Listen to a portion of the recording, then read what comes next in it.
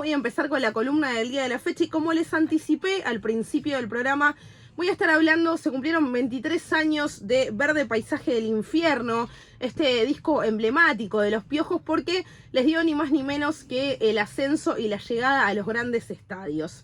Verde Paisaje del Infierno se iba a editar el día 27 de octubre, ayer se cumplieron justamente los 23 años del año 2000, en un momento obviamente donde también eran parte de una ebullición muy particular que tenía que ver con el caos que se estaba viviendo acá, cuando se estaba saliendo del menemismo, cuando se estaba entrando a lo que iba a ser un poco las bambalinas de la gran crisis del 2001 y por supuesto del desastre que fue ese diciembre de 2001.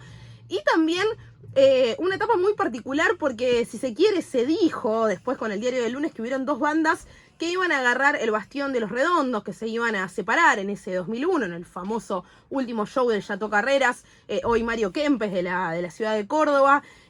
Bueno, después de la separación de Los Redondos se dijo con el Diario del Lunes que hubieron dos bandas que agarraron esa masividad de público, y estas dos bandas fueron La Renga y Los Piojos, y en este contexto vamos a estar hablando de este disco, del quinto disco de estudio de Los Piojos. Recordemos que ya venían de Chac to Chac, de Ay Ay Ay, de Tercer Arco, Azul, y ahí llegaba Verde Paisaje del Infierno, también en esta lógica donde los colores iban cambiando, y en un ratito les voy a hablar de esto. Verde Paisaje del Infierno se iba a grabar en agosto del año 2000 en los estudios Panda, en Floresta, ni más ni menos que donde se grabó Octubre, y Llegando a los Monos. No me entendía la letra. Y Llegando a los Monos de Sumo, digo. Dos bandas emblemáticas y dos bandas que, si se quiere, abrieron los caminos para lo que iban a ser las bandas más populares, mal llamadas rock barrial en los años 90. Quien le gusta ese término del otro lado se lo acepto, por supuesto que sí, lo podemos discutir. A mí es un término que no me gustaba ni un poquito. Esta cosa del rock chabón, rock barrial que se llamó en los 90, un poco desde un término peyorativo para que fueron las grandes bandas de rock de los 90 y que tuvieron que ver con una lógica, y creo que es más profunda la discusión y la conversación. Habían abandonado el Cielito Records, donde habían grabado todos sus discos anteriores con Alfredo Tot, para embarcarse con Ricardo Troilo como ingeniero de grabación en el nuevo estudio.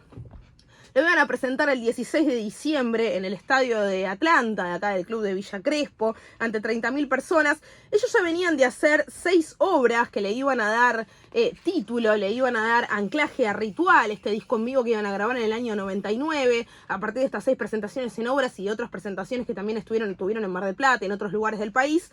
Pero la verdad es que con este disco, con Verde Paisaje del Infierno, es con el que dan el gran salto.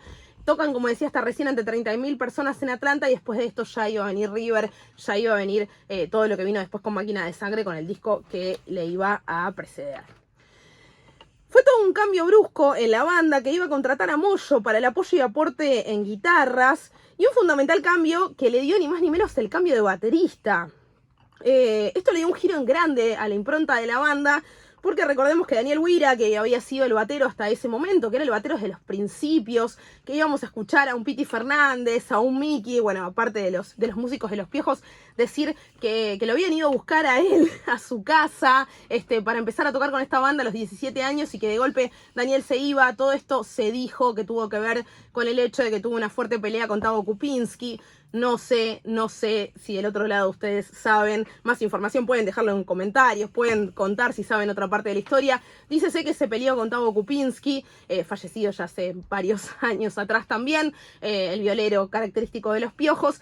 Bueno, y que esto le dio salida a Daniel Huira, que venía como de una impronta y de un toque diferente, digo, era un batero que venía mucho más de la percusión, que le da un poco todo ese vuelo a lo que son los primeros discos de Los Piojos, que tenían una mezcla de un montón de géneros y de ritmos más allá del rock, con la entrada de Roger Cardero, que había estudiado ni más ni menos con Jorge Araujo, con el batero de Divididos, que venía de tocar en las bandas Las Colillas y Color Azul. Bueno, se le da una impronta mucho más rockera, rock and rollera a Los Piojos, que iba a tener mucho que ver con estos discos que vienen después a partir de Verde Paisaje, Máquina de Sangre y demás.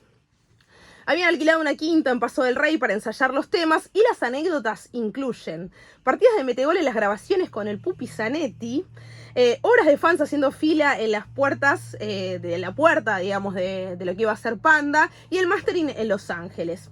En ese momento, un Ciro que se pronunciaba contra la corrupción menemista y que apoyaba escuchen esto, elogiaba a una Elisa Carrió muy joven, que era la época del Ari, digamos, que estaba completamente en las antípodas de lo que fue después una Elisa Carrió enfilada dentro de lo que era el PRO y dentro de lo que, bueno, ya sabemos lo que fueron los últimos años de Elisa Carrió. Bueno, esa Elisa Carrió pseudo revolucionaria, si se quiere, y con perdón de la palabra porque me parece un montón, pero sí mucho más de izquierda, mucho más viniendo en contra de lo que había sido el menemismo. Y bueno, eso también es otra discusión para que dejemos en comentarios del otro lado. ¿Qué pasa cuando del otro lado hay una derecha tan acérrima? ¿A qué se le llama la contra, no? También, ¿no? Bueno, volviendo un poco a lo que estaba hablando, bueno, un Ciro que apoyaba a Elisa Carrió, que estaba en contra de la corrupción menemista, y que se habla mucho de esto en el disco. El disco tiene clásicos, clasicazos, Ruleta, Fíjate, Morelia, que Morela está inspirado en el cuento de Edgar Allan Poe, María y José, y con María y José les quería contar una anécdota, y con esto sí voy a agarrar un segundito del teléfono porque necesito leerla puntualmente y textualmente. ¿Qué dice? El riff de María y José, la canción que abre el disco con aires arabescos, nació en la prueba de sonido en Villa Gesell. Esto le iba a contar Piti Fernández. Estábamos por tocar el autocine y yo zapaba, y Andrés, Ciro Martínez obviamente, me respondía tarareando onomatopeyas. En un momento vio que venían mis viejos caminando por el campo hacia el escenario y empezó a cantar Mabel y José, Mabel y José. Después, cuando hizo la letra, jugando con la historia de Jesús, usó esa parte para el estribillo. Digo, María y José tiene un poco esta lógica, no solamente sucede lo particular con el tema Morelia o Morela, que tiene mucho que ver o está inspirada en el libro, en el cuento de Allan Poe, sino también con María y José tiene como una inspiración en la cuestión bíblica. Digo, encontramos a un Ciro con otra cantidad de años ya y con otro vuelo a la hora de escribir. El disco fue bisagra y la puerta de entrada de la banda a estadios, el característico color verde, y eso les hablaba al principio de la columna, y un nuevo diseño piojo. Digo, los piojos nos tenían acostumbrados a que todos los discos tenían un color particular. Digo, tenemos a Chuck to Chuck con esa tapa que igualmente es muy particular y que para mí es alta obra de arte, pero ya después tenemos a Ay desde el color rojo, a Tercerar con un color amarillo, a Azul, obviamente de color azul. Bueno, llegaba a Verde Paisaje del Infierno poniendo entonces el color verde, y un nuevo piojo que le daba el inicio a un nuevo disco, que los piojos han ido cambiando el diseño del piojo a lo largo de los discos. Otra noticia y la última perlita, con este disco iban a lanzar el Farolito Records, su propia discográfica.